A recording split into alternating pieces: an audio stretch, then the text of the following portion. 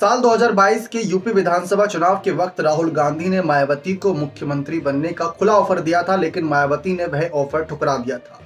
जी हाँ, ये राहुल गांधी का बयान था। इसके बाद राहुल गांधी ने जो खुलासा किया बसपा को लेकर, वह तो और भी चौंकाने वाला था। दरअसल ये बात हम इस वजह से आज उठा रहे हैं क्योंकि उस समय मुख्यमंत्री पद के चुनाव के लिए जब कांग्रेस को दिखा कि वह यूपी में कमजोर है, बसपा के सहारे उनकी राजनीतिक दाल गल सकती है, तो उन्होंने बसपा सुप्रीमो मायावती को ही आगे करने का फैसला लिया, जबकि मायावती ने वह फैसला ठुकरा दिया, ऐसा राहुल गांधी का कहना था। लेकिन अब ये बात आती है कि प्रधानमंत्री पद के चुनाव भी नजदीक है, वही राहुल गांधी हैं, वही मायावती हैं, तो क्यों नहीं राहुल गांधी का एक भी बयान मायावती के समर्थन में आया कि भाई वह दलित एक बड़ा चेहरा है, बहुत सालों से उन्होंने लड़ाई लड़ी है दलितों के लिए, पिछड़ों के लिए, तो अब वक्त आ गया है कि उनको ही प्रधानमंत्री पद के लिए आगे किया जाए। क्यों खुद आगे आगे जा रहे हैं, क्यों मायावती के समर्थन में कोई बातें नहीं रख रहे हैं? हाल ही में जो बड़ी बैठक हुई थी यूपी के कांग्रेस के तमाम नेताओं को लेकर, तो उन्होंने उसमें भी साफ कहा कि मायावती क्या फैसला लेंगी गठबंधन पर, ये तो उनकी ही राय है। लेकिन आप भी तो अपने विचारधारा रख सकते थे कि अगर मायावती क्यों नहीं आ रही गठबंधन में, तो उसके पीछे की वजह क्या है, और अगर आएंगी तो शर्त क्या है। ये भी तो एक कोई ना कोई कारण होगा, क्योंकि हर किसी के पीछे कोई ना कोई वजह, कोई ना कोई कारण होता है। जनता को वो जानने का पूरा हक है। अगर आप तक ही सीमित है तो इससे पता चल रहा है कि आप भी कहीं ना कहीं उन सब कारणों की वजह से फंसे हुए हैं। अब बात प्रधानमंत्री पद की आई तो बात दलित चेहरे की हम यहाँ पर करते हैं।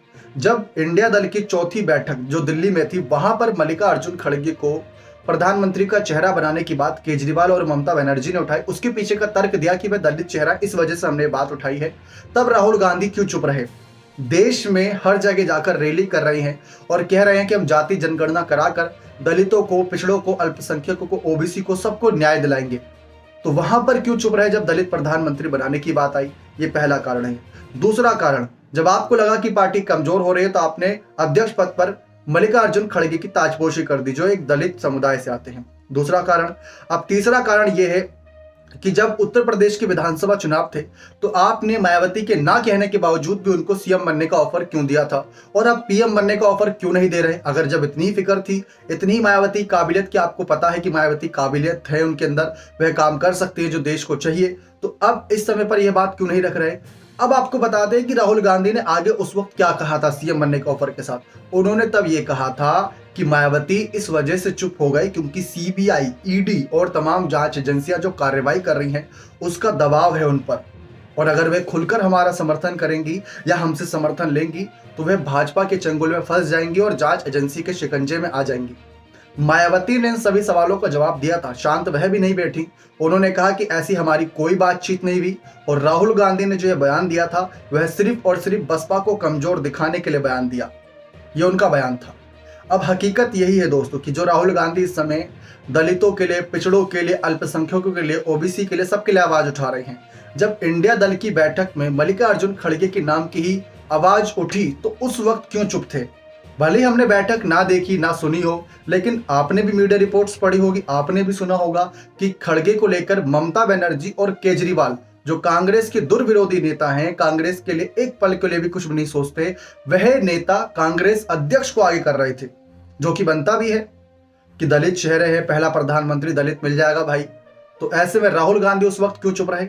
उनको उस वक्त ही कहना चाहिए था कि भाई हाँ बिल्कुल सही, क्योंकि ये दलित हम आगे करते हैं, तो वह एक कारण बनता है। अब बात जब उस समय मुख्यमंत्री पद की थी, उत्तर प्रदेश में कांग्रेस कमजोर नजर आई तो आपने ऑफर दिया था, लेकिन जब बात प्रधानमंत्री पद की आ रही है, वही बसपा गठबंधन में शामिल नहीं है। लेकिन आपकी तरफ से एक भी बयान नहीं सामने आया, न ही सोनिया गांधी की तरफ से कोई बयान सामने आ रहा है, न ही प्रियंका गांधी इस पर बयानबाजी कर रही हैं, न ही कांग्रेस के अध्यक्ष मल्लिकार्जुन खड़गे इस पर बयान दे रहे हैं।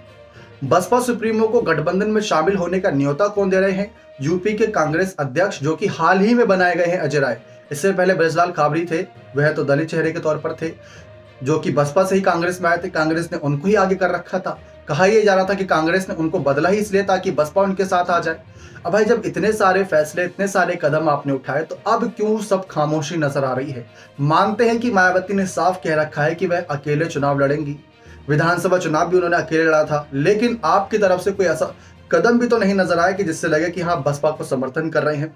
मान लीजिए कि अगर आप समर्थन भी नहीं कर रहे हैं और बहुजन समाज पार्टी ने ऐसा कोई भ्रष्टाचार, ऐसा कोई घोटाला कर रखा है जिसकी वजह से उन्हें डर है कि उनके खिलाफ ईडी, सीबीआई की जांच बैठ सकती है, और आप तब भी चुप हैं, तो आप देश की जनता के साथ धोखा कर रहे हैं।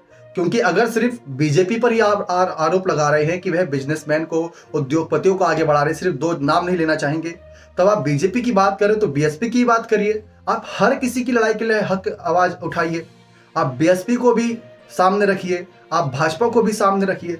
अगर आप भी इस वजह से चुप हैं कि बसपा ने कोई बड़ा घोटाला कर रखा है और वे खुलकर सामने नहीं आ रही, इस वजह से नहीं आ रही क्योंकि उनके खिलाफ जांच एजेंसी बैठ सकती है, तो ऐसे में तो राहुल गांधी गलत हुए फिर तो आप खुद बताइए जनता कि कौन इस वक्त सही है। क्या मायावती सही कर रही है विपक्ष का समर्थन ना देते हुए? मायावती ने क्या तर्क दिया था? मायावती ने कहा कि भाई देश को अगर किसी ने लूटा है तो वे दो पार्टियां रही हैं, जिसमें गरीबों, पिछड़ों और अल्पसंख्यकों को अगर छोड़ा जाए तो यहाँ पर जिस तरीके से उनका हित में बात नहीं रखी, तो वे कौन सी दो पार्टियां थी? कांग्रेस और भाजपा थी, क्योंकि देश में अभी तक जिन दो पार्टियों की सबसे बड़ी भूमिका रही है यही दो पार्टियां रही, कांग्रेस और भाजपा। तो इन्होंने देश को ऐसा क्या दिया जिसकी वजह से देश आज ये कहे कि हाँ भाई न्याय हुआ था? अगर राहुल गांधी 70-75 सालों की राजनीति के बाद जो देश आजाद हुआ है उसके बाद कह रहे हैं कि पिछड़ों को न्याय नहीं मिला है, तो वह न्याय किसकी वजह से नहीं मिला? आप खुद बताइए। कांग्रेस कितने लंबे तक सरकार रही? उद्योगपतियों की बात आ रही है तो मायावती ने इस पर भी कहा था कि जो ये गठबंधन हो रहा है एनडीए और इंडिया का, ये धन्ना सेठों की पार्टी है। यहाँ पर धन्ना सेठों की सुनी जाती है, पूंजीवादी की सुनी जाती है। लेकिन बसपा एक ऐसी पार्टी है जो जनता के दिए हुए पैसे से चलती है और जनता की बातों को मानती है। अब कुछ सवाल मायावती के फैसलों पर भी खड़े होते हैं। जैसे पहले कि अगर देखें, सवाल ये होता है कि भाई बहुजन समाज पार्टी अगर किसी के खिलाफ अन्याय हो रहा है तो उनकी राजनीति सिर्फ सोशल मीडिया तक क्यों सीमित रह गई है? क्यों नहीं जमीनी स्तर पर वह मायावती नजर आ रही जो पहले नजर आया करती थी? दूसरा, मायावती ने खुद इस बात को कहा, जो कि उन्होंने उत्तराधिकारी घोषित करते हुए कहा था कि हमारी पार्टी पर जब भी किसी नेता को आगे किया तो वह अपने आप को ही करता धरता समझने लगा, अपने आप को ही पार्टी का उत्तराधिकारी समझने लगा और वह फैसले लेने लगा। और ऐसे में उन्होंने आकाश आनंद को आगे बढ़ाया। अगर यही चीज अगर देखा जाए 2 दशक पहले कांशीराम जी ने की होती, तो क्या मायावती जैसी एक सशक्त शानदार नेता जो जमीनी स्तर की नेता है, क्या वे देश को मिल पाती? बिल्कुल नहीं। मानते हैं आकाश आनंद युवा चेहरे हैं, कमाल कर सकते हैं, उनके ऊपर हम कोई सवाल नहीं खड़े कर रहे, उनकी काबिलियत पर सवाल नहीं खड़े कर रहे।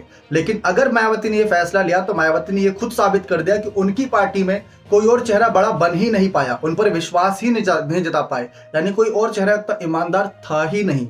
ये सवाल बनता है विश्लेषकों के द्वारा। अब आप खुद बताएं दर्शकों कि उत्तर प्रदेश में कैसे बात बनेगी, क्योंकि हम और आप तो चाहते हैं कि भाई उत्तर प्रदेश की 80 लोकसभा सीट, हर एक सीट कांटे की टक्कर हो। अगर बसपा अकेले उतरी और इंडिया दल अकेले उतरा तो आपको भी पता है, हमको भी पता है कि रिजल्ट एक तरफा हो सकते हैं, नतीजे एक तरफा हो सकते हैं। क्योंकि उत्तर प्रदेश में लोकसभा के मामले में जो दूसरी बड़ी पार्टी है वह बसपा है, ना कि सपा। 10 सीटें बसपा के पास है। वोट परसेंटेज भले ही बसपा का थोड़ा बहुत कम रहे, लेकिन सीटों की तो संख्या बसपा के पास ज्यादा है। उसके बाद सपा आती है, उसके बाद कांग्रेस और अन्य तमाम पार्टियां आती हैं। तो आप खुद बताइए कि अगर सपा को कांग्रेस आरएलडी का साथ भी मिल रहा है तो कांग्रेस और आरएलडी का वोट परसेंटेज कितना है इस वक्त? वो भी एक सवाल के कटघरे में आता है। तो ये जंग बहुत अधूरी रह जाएगी, ये बात हर कोई जानता है, लेकिन इसको स्वीकार करने के लिए कह सकते हैं कि हर कोई आगे नहीं आ रहा।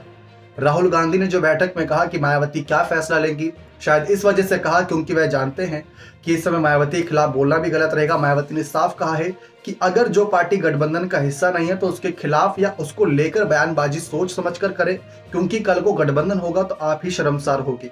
इसीलिए मायावती ने सबको हिदायत दी। बाकी आप क्या रखना चाहते हैं मायावती और कांग्रेस के नेता राहुल गांधी के हित की बात? आप अपनी राय कमेंट सेक्शन में रखें कि ऐसे माहौल में क्या मायावती सही है या राहुल गांधी या अन्य तमाम नेता? कमेंट्स में अपनी राय जरूर रखेगा। चैनल पर अभी तक इस वीडियो बने हुए हैं, सब्सक्राइब भी जरूर कर दीजिएगा। बहुत बहुत धन्यवाद।